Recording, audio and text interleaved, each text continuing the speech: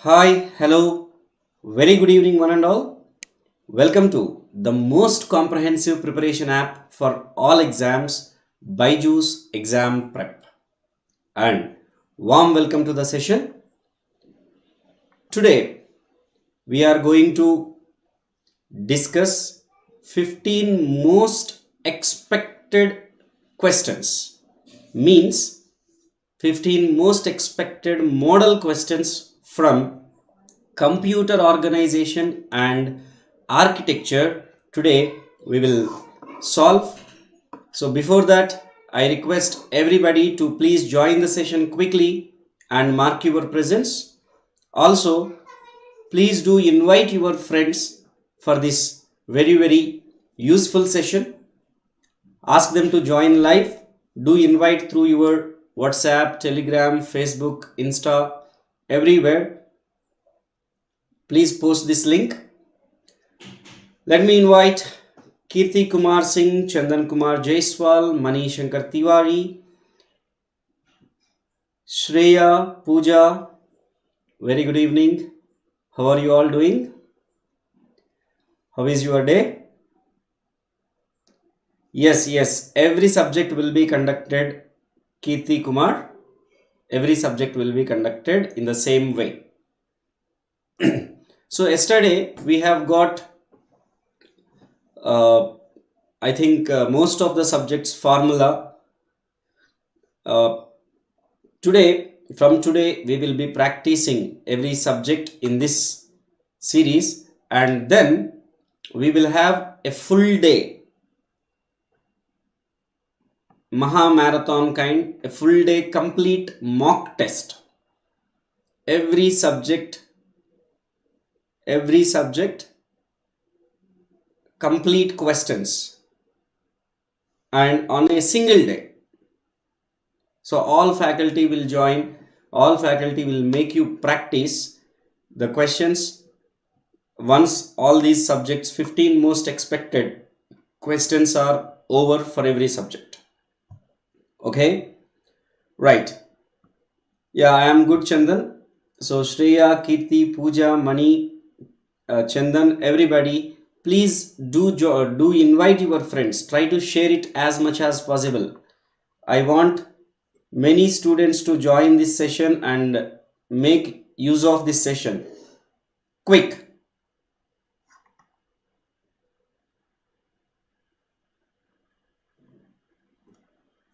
Okay. So before I start, this is quick brief about me. I am Satya with 14 plus years of experience, and I am a research scholar. I have mentored more than 30,000 students in the GATE and PSU's category. I am qualified in GATE, SET, also certified by Cisco. This is quick introduction about me. Harshit Singh, yes, some questions definitely you can. Guys, Rakesh sir and Ankit sir, your favorite, are going to take a maths apti dhamaka series. So maths and apti together, 28 marks in the GATE out of 100. So attend this very unique session which starts from 22nd Jan, means today. I think it's already started.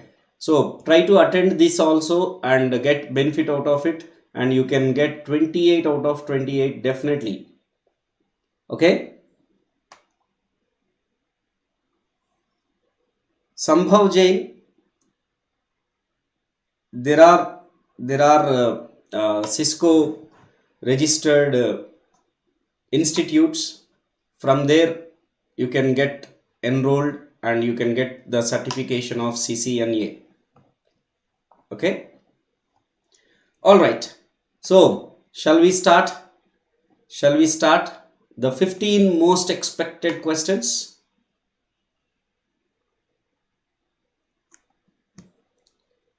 Yes, I want response from everybody. So please do comment in the chat box saying yes. And definitely I believe, I strongly can tell you, can assure you that you will definitely enjoy this session, and you will be definitely feeling that you are actually getting confidence from this session. Right, chalo. Here is the first question. Okay, before that, this is ESC 2022 prelims revision sprint. You can find the details with the dates, what happens on what. Now, the very first question of today's session is here. With how many stages a pipeline processor can operate yet an efficiency of 80% with speed up factor as 16?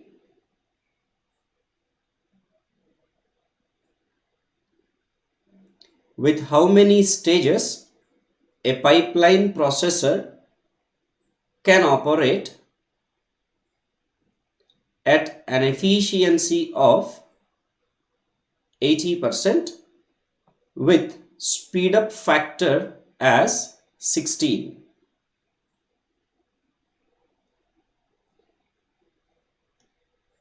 What is your answer for this?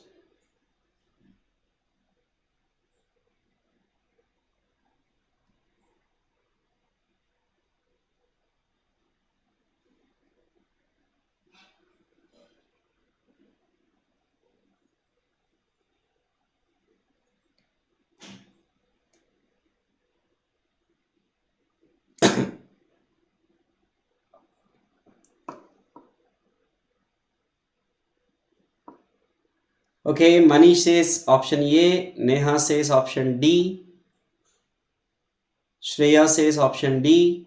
Okay, so everybody give your answers. Keep interacting, make the session more interactive. Okay, Chandan says option A, right? Guys, keep liking the session, keep sharing, please. Make this session useful, benefited for many of the GATE 2022 aspirants, and that's only in your hands. If you really want to share, definitely you can do that. Please post it in the Facebook as well as WhatsApp, Telegram, Instagram, everywhere. Okay, we know efficiency is the achieved speed up of maximum speed up, right? We know the maximum speed up you will get when you can serve many number of instructions. When the number of instructions is bigger compared with k, then speed up will become n into k by n plus k minus 1. Then n plus k minus 1 will be almost equal to n when n is bigger than k. Then automatically the S max becomes what? Nk by n, that is k. So what is S max? K, which is number of stages. So efficiency is S divided by k. We want number of stages. So k is equal to S by E. What is the speed up given? 16. And what is the efficiency? 80%. 80 by 100. So this is 1600 by 80, that is 20. So for how many stages there would be an efficiency of 80% with speed up factor 16? For 20 stages. Okay, so please maintain your own scorecard and update the scorecard accordingly. So the first question answer is option D. Okay, here is the second question. The correct matching for the following pairs is: effective address is @A1, effective address is A1 plus XR, effective address is A1 effective address is A1 plus 1, where A1 is specified address. Okay? A1 is the specified address in the instruction. So please give the correct answer, everybody, and use question number. Try to use question number for giving the answer. The correct matching for the following pairs. Quick. I am waiting for your response. Mani, Neha, Shreya, Chandan, Last Study, Pooja, Kirti, Prem Patil, Sachin, Sambhav Jain, Harshit Singh. Everybody, what is your answer for question number 2? Sambhav says option B. Okay. Okay. What about others? Neha says option B. Okay. Unnati B.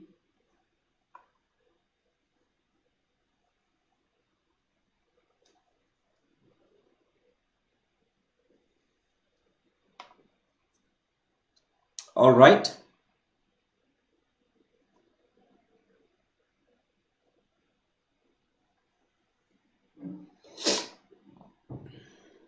Shreya option B, Mani option B. So I think everybody are with B. Great. So here firstly, if the effective address is the given address, we say it is direct address. So if the direct address is given in the instruction, we call it as memory direct addressing mode. The other name for memory direct addressing mode is absolute addressing mode. So option C, 1. Definitely you have only one option matching. So with that you can directly give the answer. Anyways, whenever you get the effective address as @A1 means at A1 you have effective address. So A1 contains address of operand, that is indirect addressing mode. And whenever you are adding XOR to get the effective address as an offset, that is called indexed addressing mode. The other name for indexed is scaled addressing mode. And if the effective address is next to the given, we call it as auto increment. So it is A4, B3, C1 and D2. No doubt it is option B. Very good. Very good. I appreciate everybody for giving the correct answer. Super. Let's proceed to next question. Identify false statement or statements from below. Please mind it's an MSQ. So there can be 1 correct, 2 correct, 3 correct, or all 4 can be the answers. We have got mapping technique, conflict misses, hit latency. So identify the false statement or statements.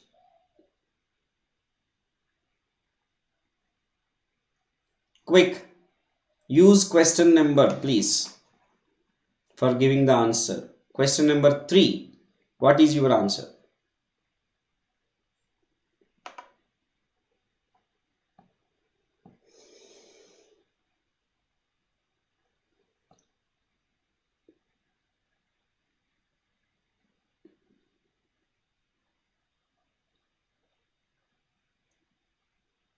For direct mapping and associative mapping, how the conflict miss and hit latency would be. Based on that, this question is. Sambhav says option B and C. Okay.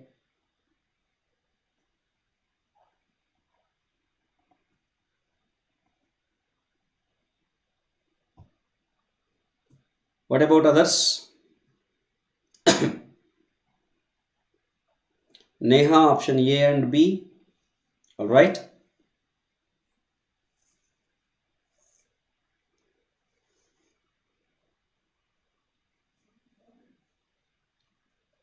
Quick. Direct mapping. The drawback of direct mapping is high conflict misses, but the advantage is less hit latency. So definitely option A is true. And associative mapping, conflict misses are less. Yes, less, but how much less? Nil. Means associative mapping will not experience any conflict miss. So it is not less. You should say it as 0. Not even one conflict miss occur with the associative mapping. So 0 conflict miss, but hit latency is very high. So this is also true. So less conflict misses is false for direct mapping. Less conflict misses is false for associative mapping. So we want the false statements. Hence the answer would be B and C.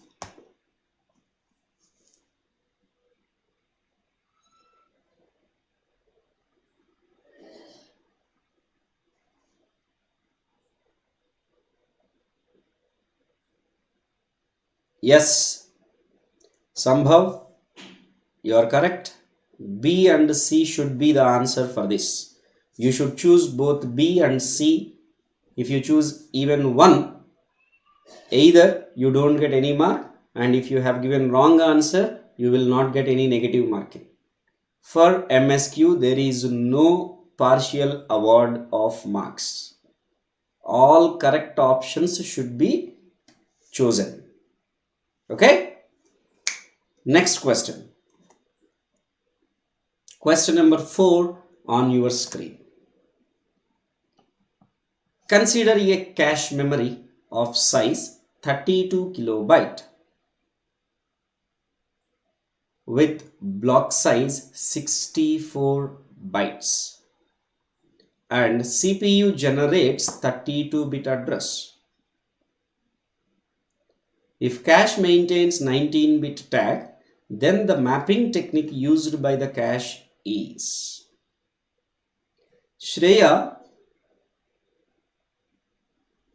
you are not prepared with associative mapping? I think that's why you are asking this question. Dear, the GATE exam is just 10 days away.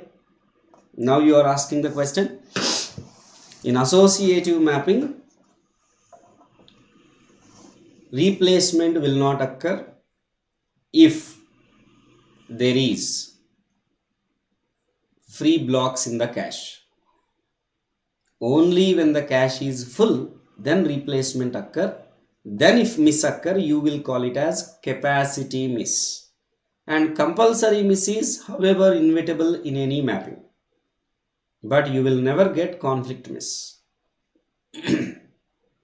Okay?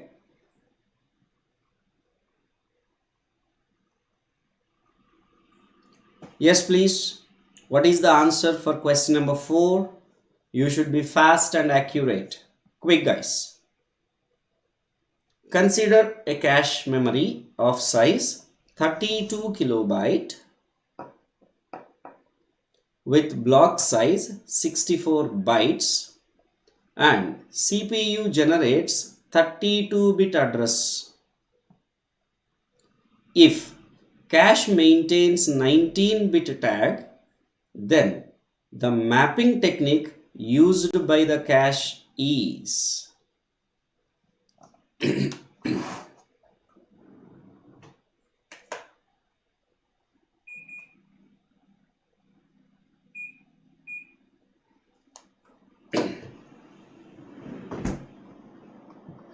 Direct, associative, set associative. If it is a set associative, what is that associativity? Is it a 4-way or 8-way? or is it direct or associative? Quick. Sambhav says option C. Neha says option C. Okay. Hussein option C. All right. Chandan Kumar option C. Good. Quick. Everybody give your answers. Yes. Suppose if you take option A, direct, then the address interpretation is tag, line offset, word offset. Word offset indicates block size. What is the block size? 64 bytes. So 6 bits. And line offset indicates number of cache blocks. What is number of cache blocks? Cache size by block size. 32 kilobyte divided by 64 byte. So this is 2 raised to 9. So this is 9 bits. When the total length is 32 bits. So what is the tag length? 9 plus 6. 15 are gone. So 17 bits would be the tag length. But it is given. It is 19 bit tag. So it is not direct. And if it is associative mapping, simply the address would be tag and word offset. So it would be 6 bits and tag would be of 26 bits. So even it is not. And if it is 4-way SAM, then the address interpretation is tag, set offset and word offset. Word offset block size, that is 64 bytes. Set offset indicates number of sets. So number of sets indicates total blocks by blocks per set. So this is 2 raised to 7. So when 7 bits per set out of 32, 13 are gone. So tag would be of 19 bits. Yes.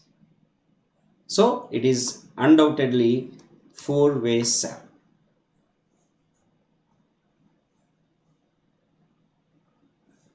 Right? And if it is 8-way SAM, then 6 bits, 6 bits, 20 bits. So if cache is maintaining 19 bit tag, definitely the mapping technique used by cache would have been 4-way SAM only. Right? Question number 5 on your screen. Suppose a processor uses 5 address instruction format with one 7-bit immediate operand and register operands. If processor needs to support 500 distinct instructions, then the total number of registers in CPU are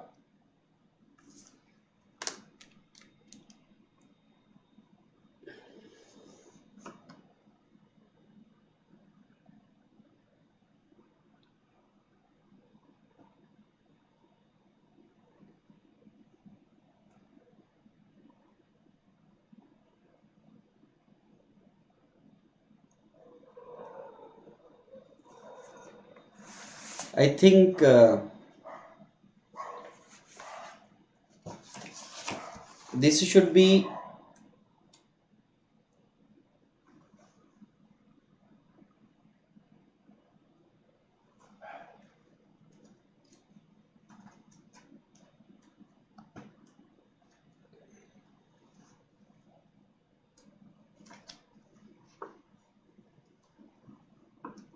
this should be a 32-bit processor. Yeah.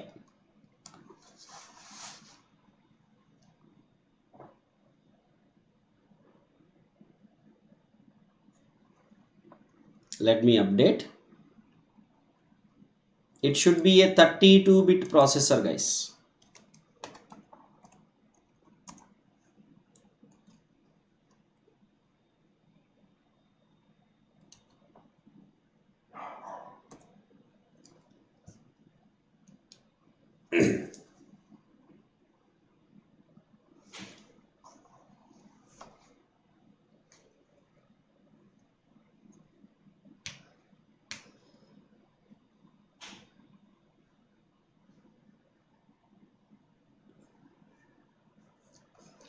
Suppose a 32-bit processor uses 5 address instruction format with one 7-bit immediate operand and register operands.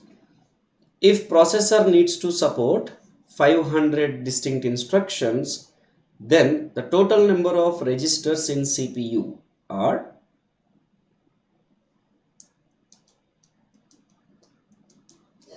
yes. What is your answer?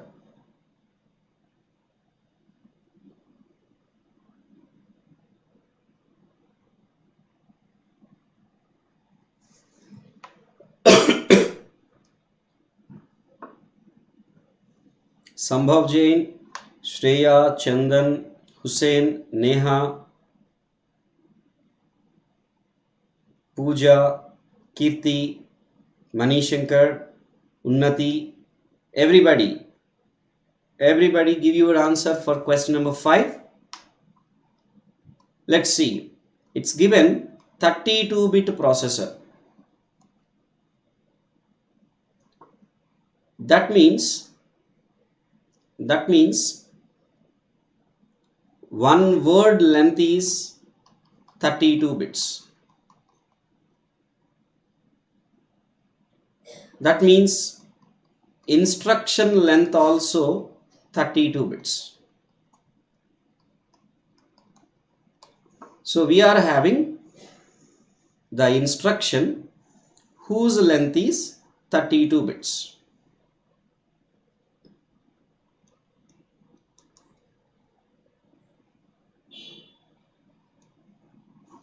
And this instruction is having 5 address instruction format.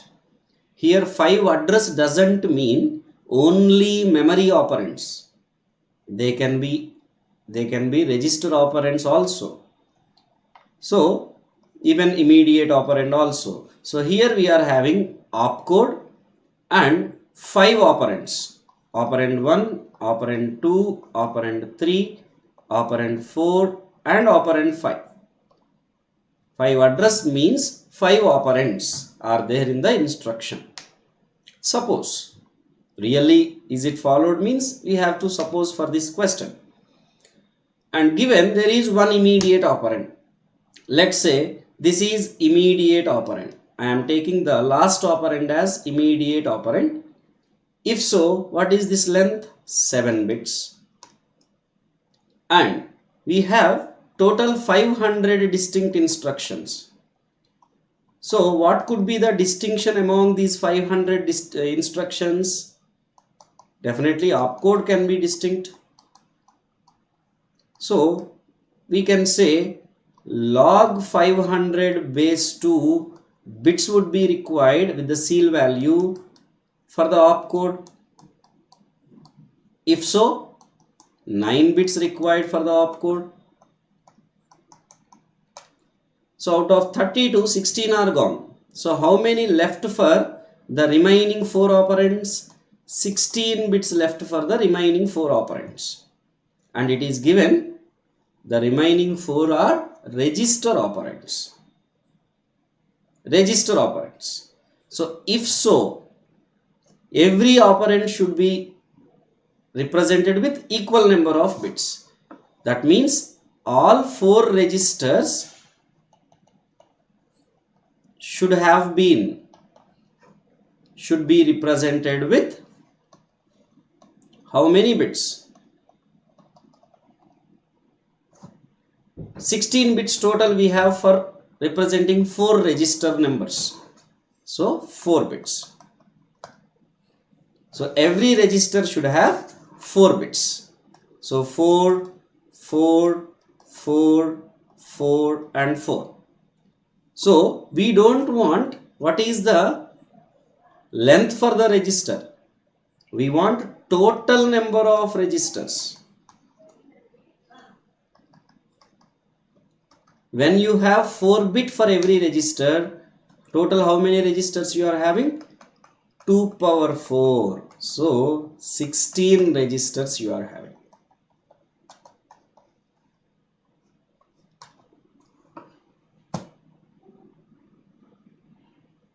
It's known model here.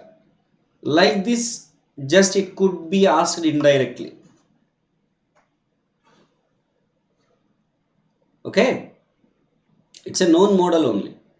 You have solved many of these kind.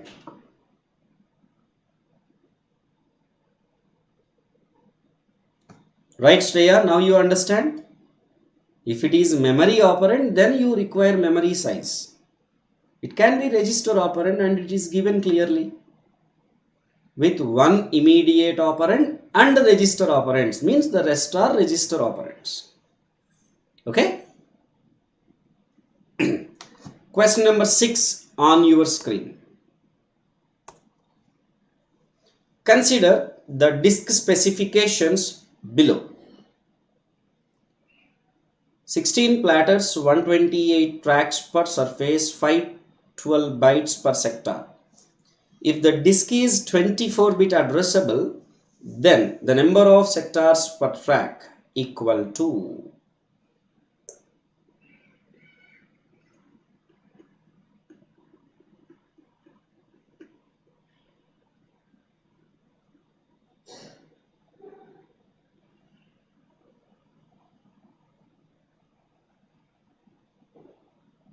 If the disk is 24-bit addressable, then the number of sectors per track.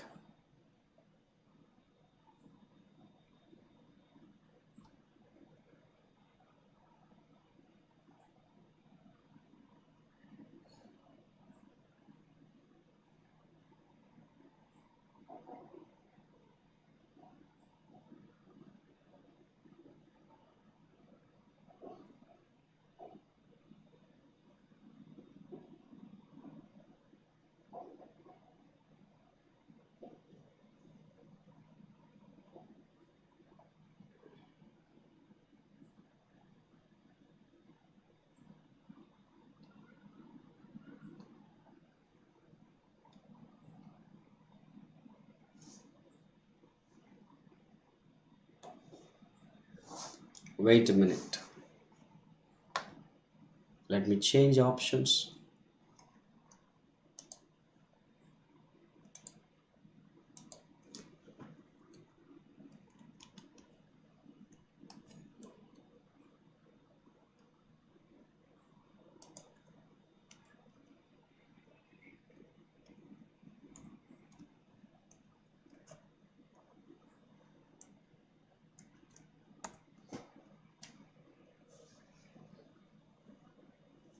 Consider these options, please.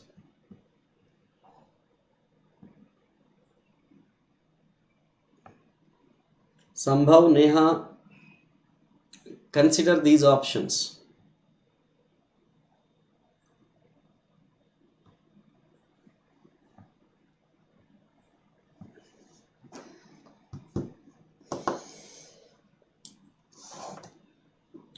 It is given the disk is 24-bit addressable. It means there are total 2 power 24 what sectors or bytes. The disk is always sector addressable. So there are total 2 power 24 sectors. But how you calculate the total number of sectors? There are 16 platters. Each platter will have 2 surfaces and each surface is having 128 tracks and every track is having some X number of sectors, let's say some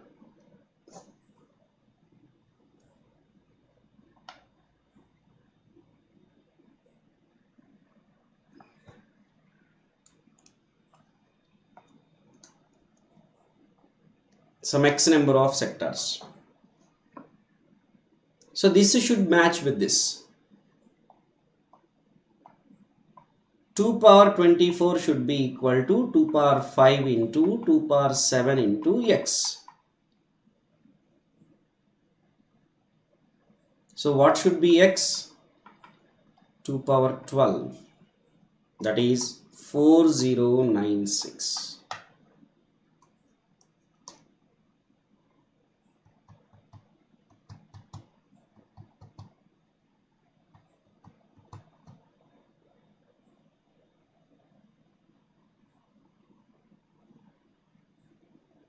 Okay.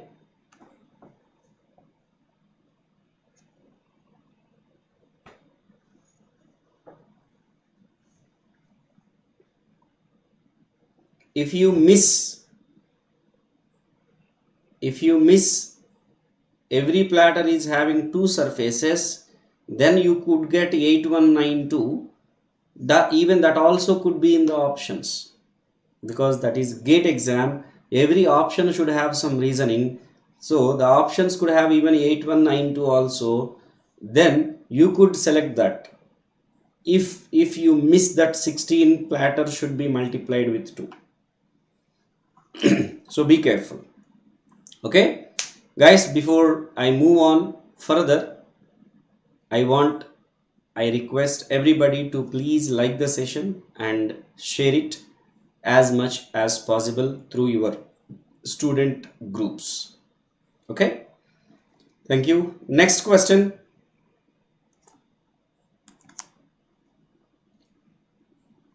Consider a disk with 32 sectors per track. If the sector 1610 is identified with address 5, 10, 10, then disk comprises of dash number of platters.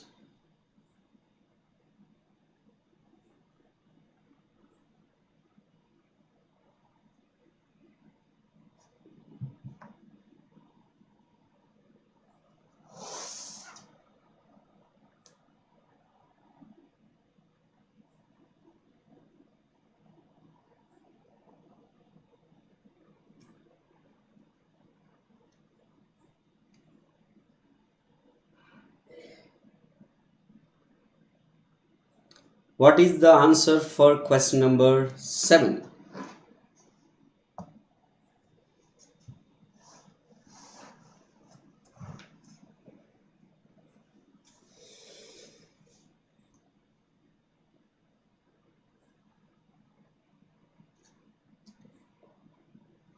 Consider a disk with 32 sectors per track.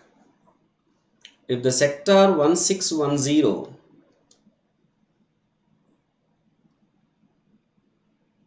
is identified with address 5, 10, 10, then disk comprises of dash number of platters.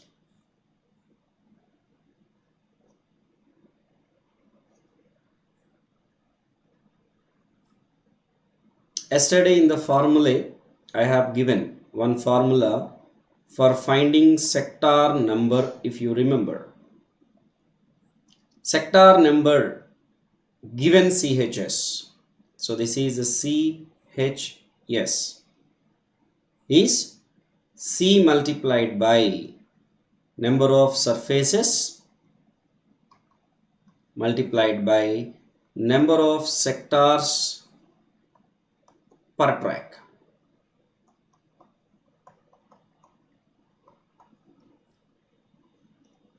Plus H multiplied by number of sectors per track.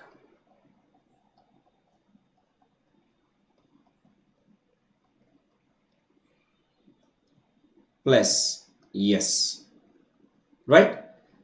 Here sector number is given as 1610. C is given as 5. We don't know number of surfaces. And number of sectors per track is given as 32. Plus H is given as 10. Number of sectors per track is given as 32. Plus S is given as 10. Right? Here If you evaluate it, this is 160H plus 320 plus 10. So this means 160H is equal to 1610 minus 330. What is 1610 minus 330?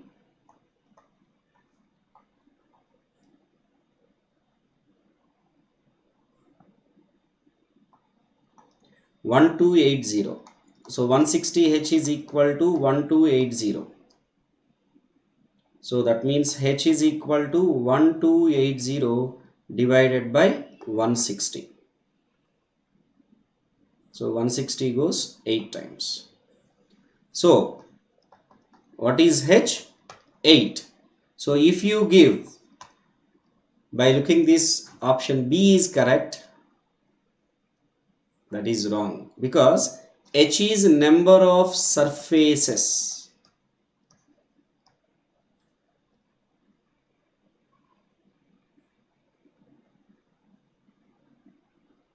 Right? H is number of surfaces. Okay. Here let me take it, if not X, if not H, let me take it as X. Because H and X here you don't confuse. So here X says number of surfaces. When you are having 8 surfaces, what does that mean? There are 4 platters. We want number of platters. So number of platters is equal to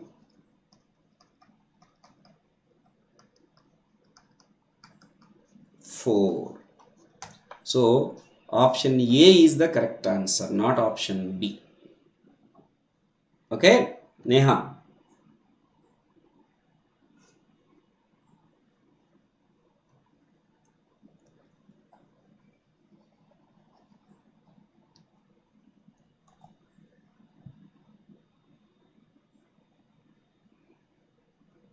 Next question. Consider a memory system with 512 MB main memory and 128 kilobyte cache with 32 byte blocks. If cache is organized into AM, 4SAM, 8SAM, then the number of comparisons made to produce hit or miss by these cache configurations respectively are.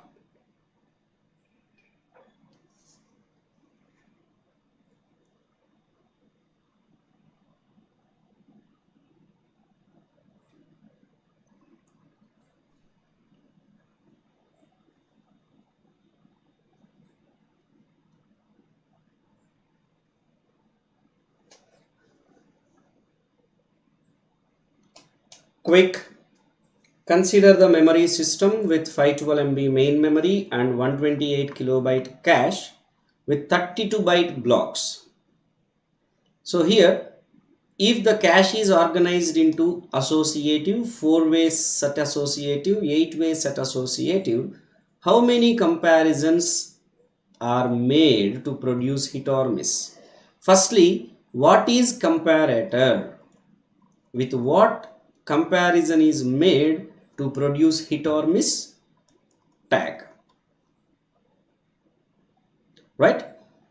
If it is direct mapped, only with one tag comparison is made, so number of comparisons is clear, that is 1.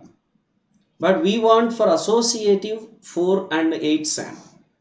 In associative mapping, how many comparisons we do in the worst case? With all the cache blocks. So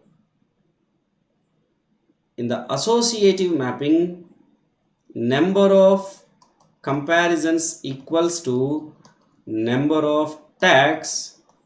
Tag is maintained for every block, every cache block, so that is equal to number of cache blocks. How many cache blocks are there? So number of cache blocks is equal to cache size divided by block size. So that is 2 power 14.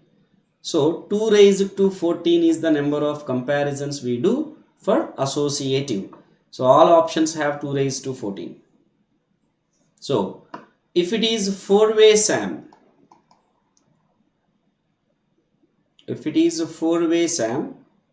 then how many comparisons you do? In set associative mapping, leave it whether it is 4-way or 8-way. In set associative mapping, the number of tag comparisons will be equal to number of blocks per set. Only the blocks per particular set. How the set is chosen? By the multiplexer. Set is chosen by or identified by mux. So once the set is identified, only that set's block tags are compared. So how do you get the number of blocks per set? If it is 4-way SAM, number of blocks per set is 4. So 4 comparisons are made. If it is 8-way SAM, number of blocks per set are 8. So 8 comparisons are made. So it is 2 raised to 14, 4, 8. Option B is the right answer for question number 8.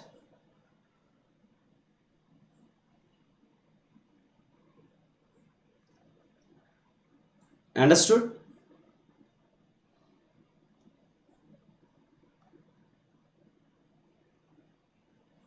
Any doubts in this?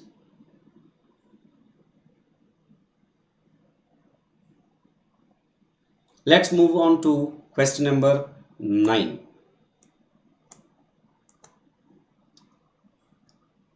Consider the instruction sequence below. The number of true and anti-dependencies in the above instruction sequence are respectively.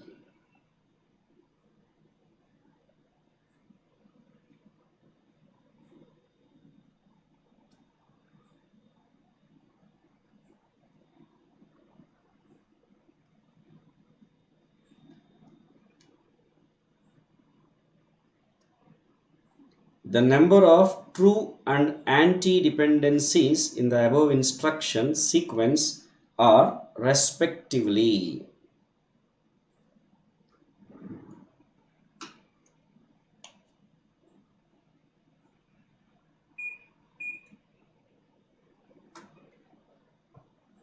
Yes, please.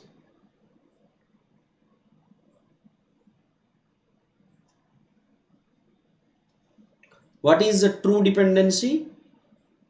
Read after write. If some instruction read operand after some other instruction is writing, then you say it as true dependency. And what is anti-dependency? Reverse. Write after read. Write after read. Okay. So let's see which instruction is reading, which instruction is writing after what and what. So if you identify read after write, see, I naught is writing R naught. I naught writes R naught. Is there any instruction that read R naught after I naught? Yes. So I3 read after I naught write. This is one. Second, I1 write R2. Do we have any instruction that is reading R2 after I1? Yes. So I3 read what here? R0, here R2 after I0 write. And also I2 is writing R0, I3 is also reading it. So we can even say there is a read after write dependency between I2 and I3.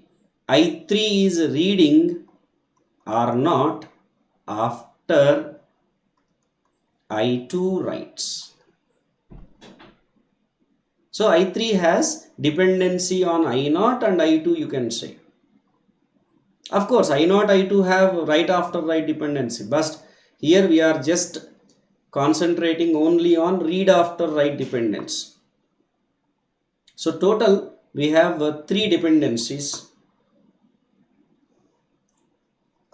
and write after read dependency, if you look at,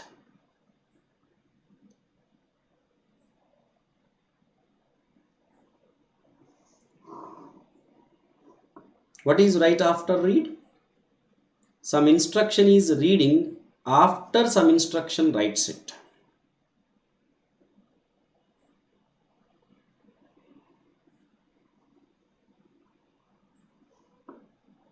Some instruction is writing after some instruction reads it.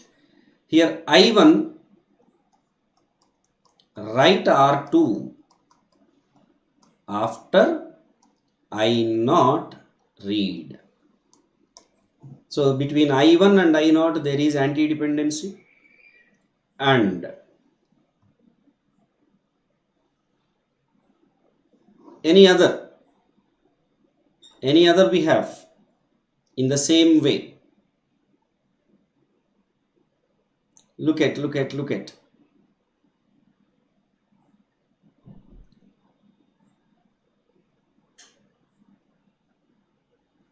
I2 is writing R0, but I3 is reading it after that. So that is not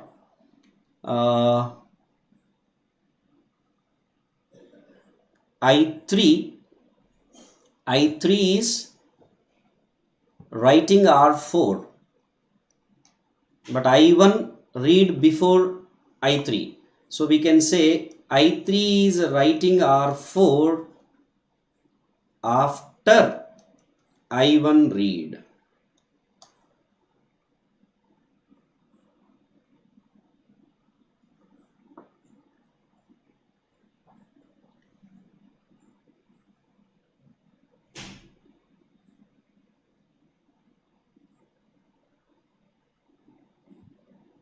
Also we can say there is anti-dependency between I3 and I0 also.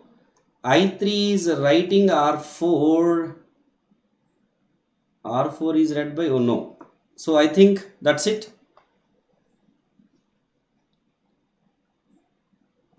That's it. So there are 3 read after write and 2 write after read dependencies. 3, 2. Okay. So just focus, you will understand.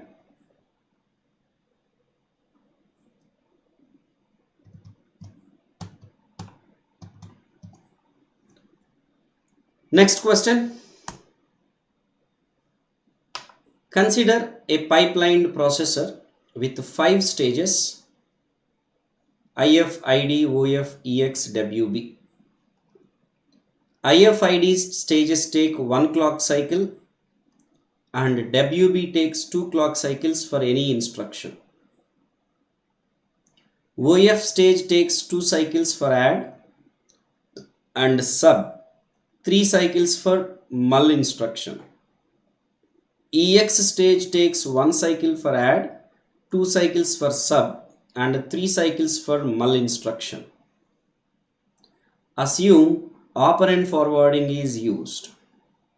Then the total number of clock cycles to complete below instructions is. Quick.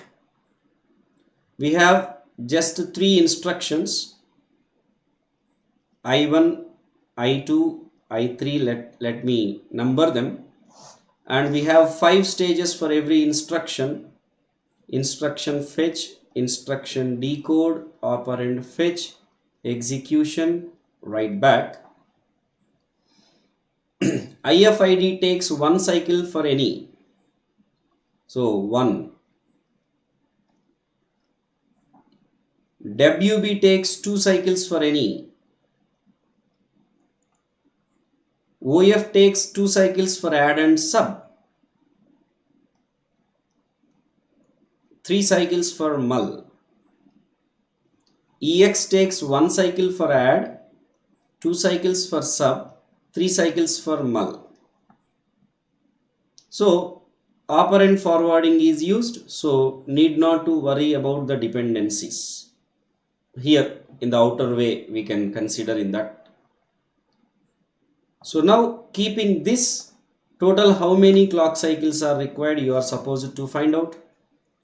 So quickly do it. So here let me copy 1 1 3 3 2 1 1 2 1 2.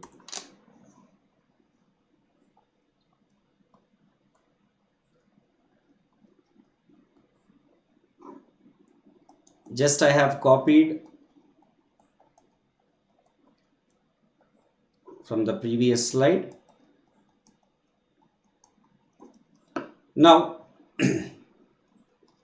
first I1, instruction fetch 1 cycle, decode 1 cycle, operand fetch 3 cycles, EX 3 cycles, and WB 2 cycles. Then second instruction, fetch 1 cycle, decode 1 cycle, operand fetch will take here, and EX can't happen here, EX, then WB. Then we have third instruction, IF can happen here, ID can happen here, operand fetch 2 cycles, EX 2 cycles, then WB. So total number 1, 2, 3, 4, 5, 6, 7, 8, 9, 10, 11, 12, 13 and 14.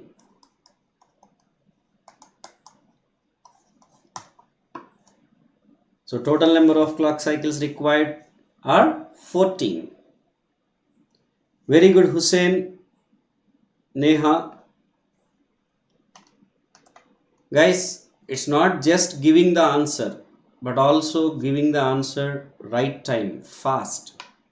So speed with accuracy is required in the competitive exam like GATE. Okay?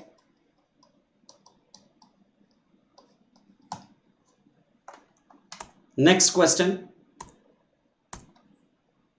Question number 11.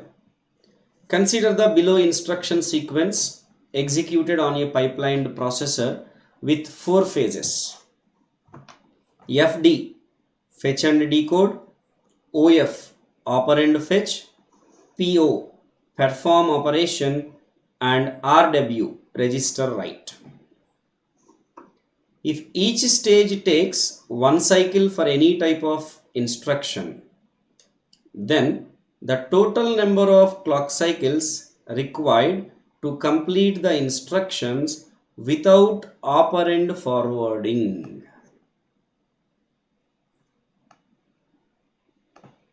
Without operand forwarding.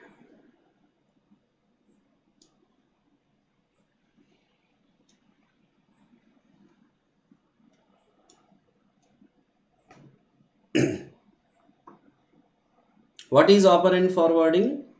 It is the remedy which reduces read after write hazard.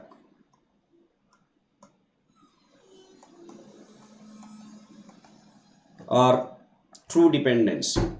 Here, is there any such dependency?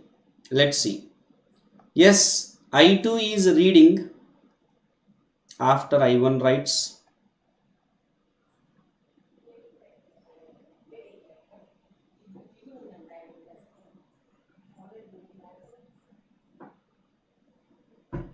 Only there is dependency between I1 and I2, right?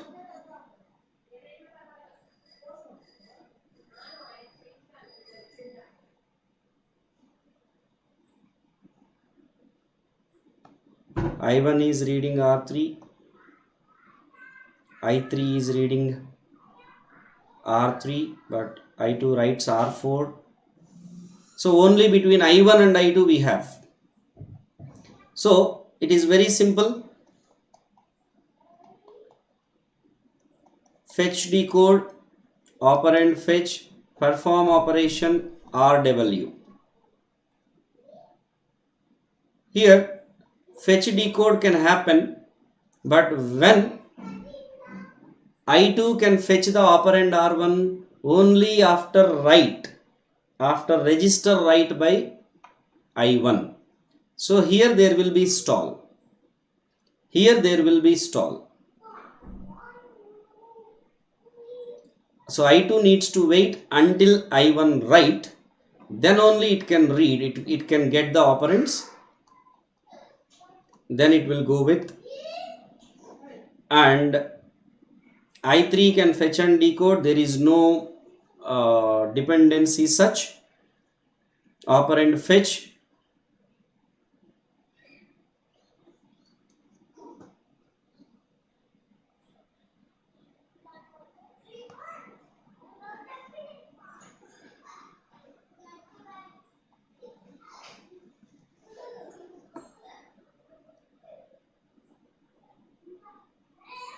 I think we can do perform operation here,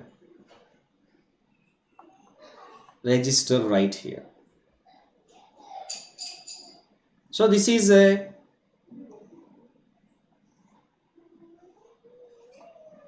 different pipeline.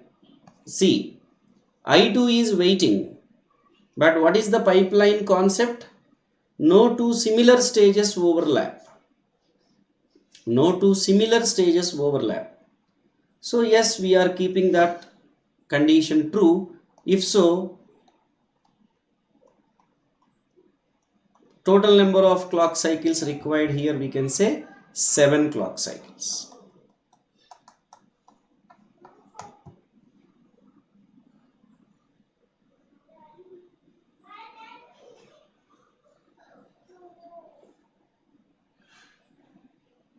Chandan sir, namaskar. Guys, our favorite Chandan Jha sir is here to wish you all. It's really pleasure to have you, sir. Thank you so much. See guys, we have operand forwarding to handle read after write or true dependencies. Here only we have this kind of dependency between I2 and I1. I2 is reading after I1 writes it. Only between I1 and I2 or I2 and I1 we have this dependency. But we are not following any solution. Henceforth, I2 needs to wait until I1 writes. So there is a stall. After that, I3 is going in the pipeline, and in the pipeline no two similar stages can overlap. Yes, I2 is doing operand fetch. At the same time, when I2 is waiting, I3 fetching is done, decoding is done, operand fetching is also done. That is what the pipeline concept is, right? So it should be 7. Next question.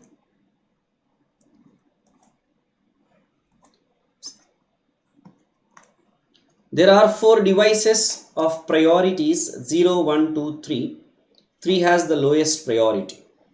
Assume that Each device routine has an execution time of 10 milliseconds. Processor architecture provides for in-between diversion to higher priority ISR. However, device to service routine has disabled interrupts at the beginning and enabled interrupts just before the return. If so, what is the maximum period in which device 2 get highest priority status? If you read this question carefully and understand the question, it's very simple and straight away you can answer this question. Just in 10-15 seconds you can answer this question. Only thing is you need to understand the question.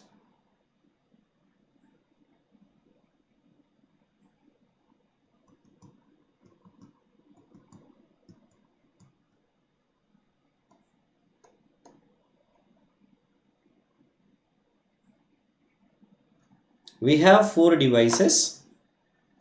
3 is the lowest priority, 0 is the highest priority. It is the initially defined priority. However, every device ISR has a feature of this disable and enable interrupt. Our device 2 disabled interrupt while it is getting serviced at the beginning and enabled interrupts just before it finish. So how long this device 2 has the highest priority status? Every device has how much time? 10 milliseconds. So while I start, I have disabled all the interrupts. No one can disturb CPU. While I finish, I enable. Like I close the door when I am starting my execution. I open the door when I finish my execution. So throughout this time, no one can disturb CPU. That means CPU is having highest priority only with me. Right? So what is the time? 10 milliseconds. 10 milliseconds time is what? Execution time. So it is device 2. So at the beginning, you have disabled the interrupts. Means disable other devices to disturb CPU.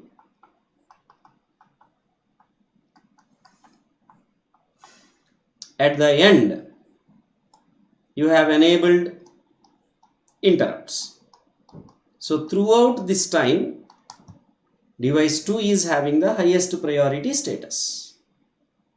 Okay. Next question, question number 13 on your screen. A hardwired CPU uses 10 control signals S1 to S10 in various time steps T1 to T5 to implement 4 instructions I1 to I4 as shown below. Which of the following expression represent the circuit for generating control signal S5?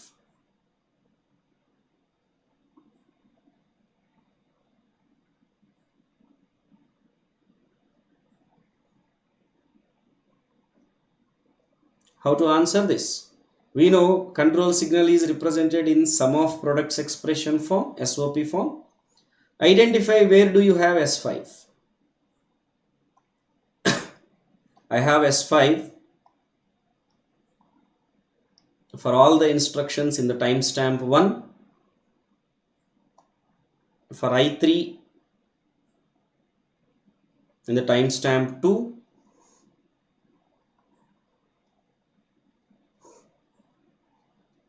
for all the instructions in the timestamp 3, for I2 and I3 in the timestamp 4, for I3 and I4 in the timestamp 5. So it is T1 plus I3 into T2. So it is T1 you can write. This you can write I3 into T2.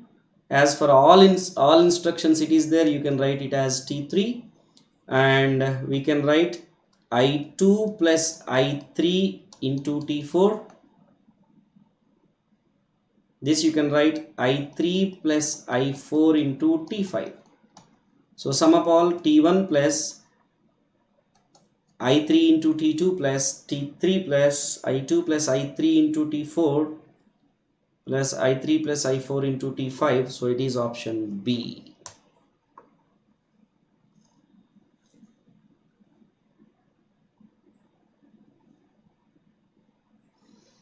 Okay.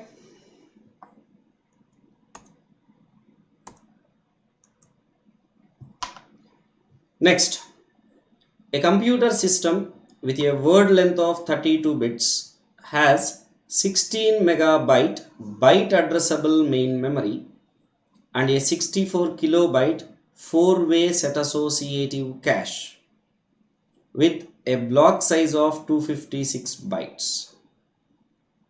Consider the following 4 physical addresses represented in hexadecimal notation. Which one of the following is true? A1, A4 map to different cache sets, A2, A3 map to same cache set, A3, A4 to same, A1, A3 to same. In the SAM, how do you get the set number? Set associative mapping. Tag, set number, word number.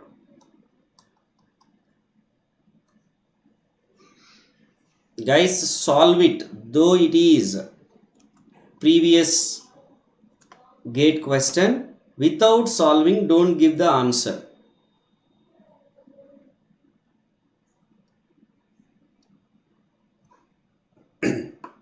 First find out how many bits for the set number. Okay, word length is 32 bits and it is byte addressable main memory. So number of bytes in main memory is 16 megabytes divided by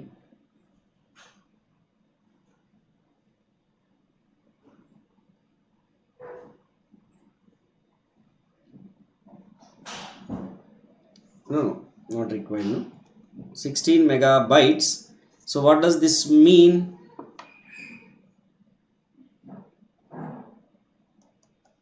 Two power 6 into 2 power 20. Sorry, 2 power 4 into 2 power 20. 2 raised to 24 bytes. So 24 bits for the address. As it is given 32 bit, don't say it is 32 bits. Now for word number, block size 256 bytes. So 8 bits. Set number. If we need to know set number, first you should find number of sets. For that you should find number of cache blocks. Cache size is given 64 kilobyte. Block size is given 256 byte. So this is 2 raised to 16 divided by 2 raised to 8. So this is 2 raised to 8 blocks and it is 4-way SAM. So number of sets, if you want, 2 raised to 8 by 4. So it is 2 raised to 6. So 6 bits identify set number, guys. 10 bits is for tag. So which of these gives the same 6-bit value, that to represent the same set number. So let us represent this in the binary. 4 2. Here these two are 8 bits. 4 plus 4 8. So tag represents the 10 bits. So just leave it. Just you should represent C8, 68, 28 and 48 in binary, because those 10 bits only we want. So if I want C8, C means 12, it is 1100 1000. So this is what the set number. And here 5468, 6 means 0110 1000. A3 6828, 2 means 0010 1000.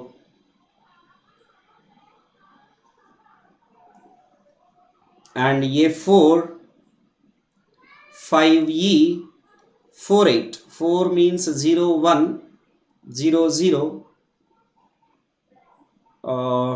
1000.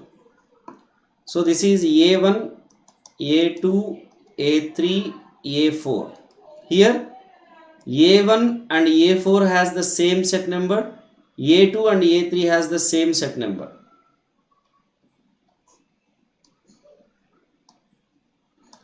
So let's see options. A1, A4 map to different cache sets? No. A2, A3 same? Yes. A3, A4 same? No. A1, A3 same? No. So definitely it is option B. Right? Very good. Last question.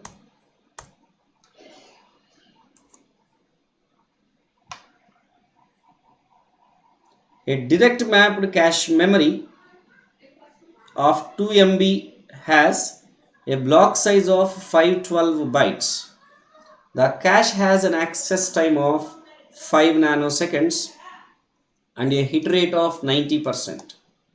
During a cache miss, it takes 10 nanoseconds to bring the first word of a block from main memory, while each subsequent word takes 5 nanoseconds. The word size is 64 bits. The average memory access time in nanoseconds is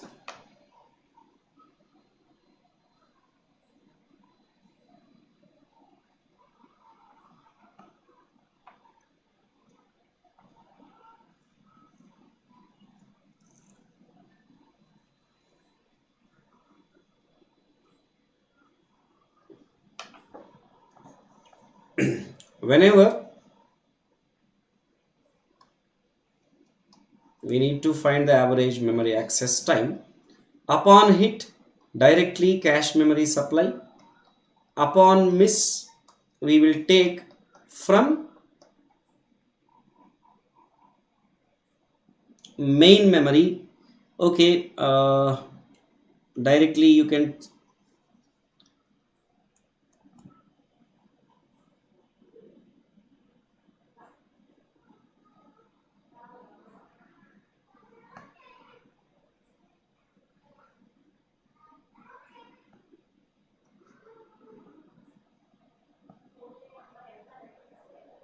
so as per the question, you should understand it is a strict access, because to bring first word from main memory,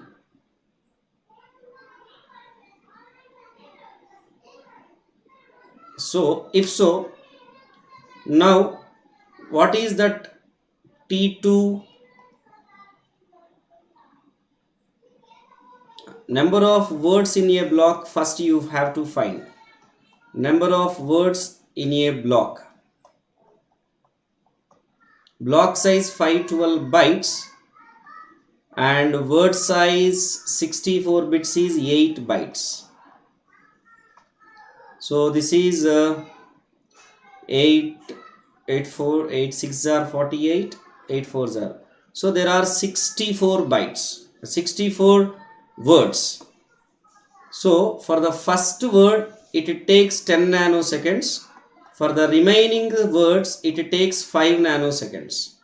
So T2 is 10 plus 315, that is 325 nanoseconds. So what is the average memory access time? Upon hit is 0.9, cache access time is 5 nanoseconds, plus upon miss cache is accessed plus 325. So this is 4.5 plus 330 means 33. So that is 37.5 nanoseconds. Okay. So the answer should be 37.5 nanoseconds.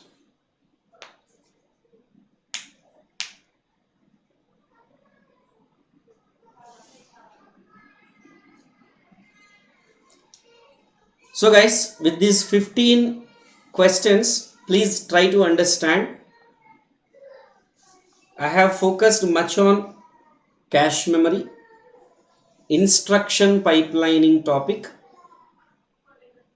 secondary memory. These three topics I have focused much, and I have even addressed addressing modes topic, control unit design topic also.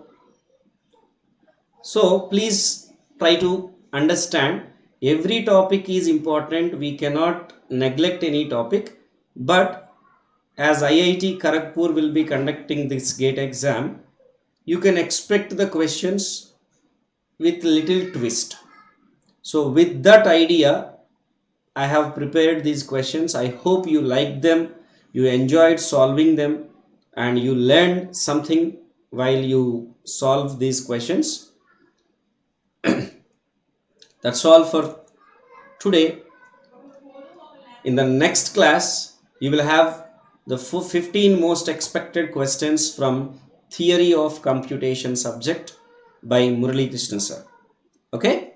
Thank you so much for attending this session. Before you leave, don't forget to like the session and also share, because some may watch in the night or whenever they are free, because it is available in the recorded form. Let them watch and get benefit. So please do like and share even after the class also. Thank you so much. I hope you have enjoyed the session. See you in the next class. Till then, good night everyone. Take care. Bye bye.